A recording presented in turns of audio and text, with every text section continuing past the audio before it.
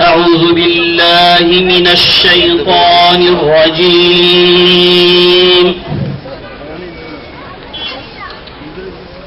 بسم الله الرحمن الرحيم.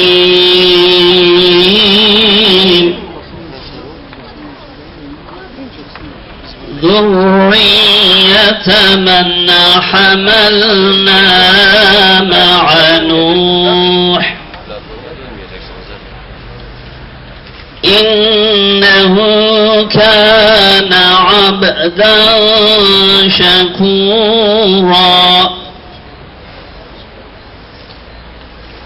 وقضينا وعدا مفعولا ثم رددنا لكم الكرة عليهم وأمددناكم بأموال وبنين.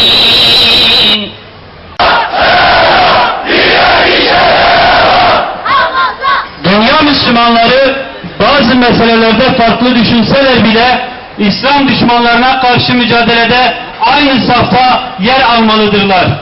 Biz bir tek ümmetiz. Kim İsrail'in yanında olursa onun karşısında olmalı ve düşmana karşı birleşmeliyiz. Kendi aramızda ihtilafa düşmemiz, ayrılığa düşmemiz haramdır.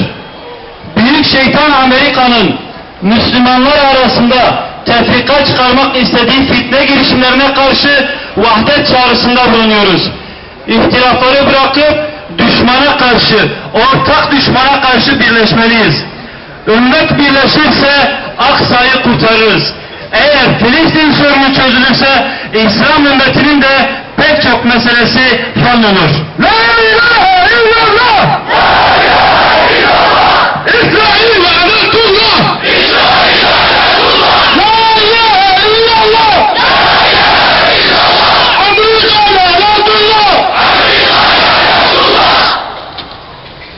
Ey Muhammed ümmeti! Filistin davasına destek olmaya devam edin. Siyonist Yahudiler geçmişte peygamberleri katlettiler.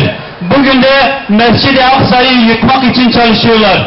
Mescid-i Aksa'yı yıkılmadan önce kurtarmak lazım. Katledilen Müslümanları, Mescid-i Aksa'ya yapılan saldırıları gören her Müslümanın kanı kaynamalıdır. Allah ve Mısır firavunlarının kısa bir sürede nasıl devrildiklerini hepimiz gördük.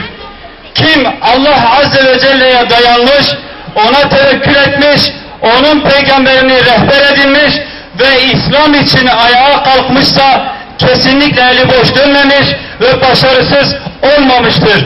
Zafer eninde sonunda Allah'ın taraftarlarınındır. Muhammed'in ordusu, Suriye kurtulsun!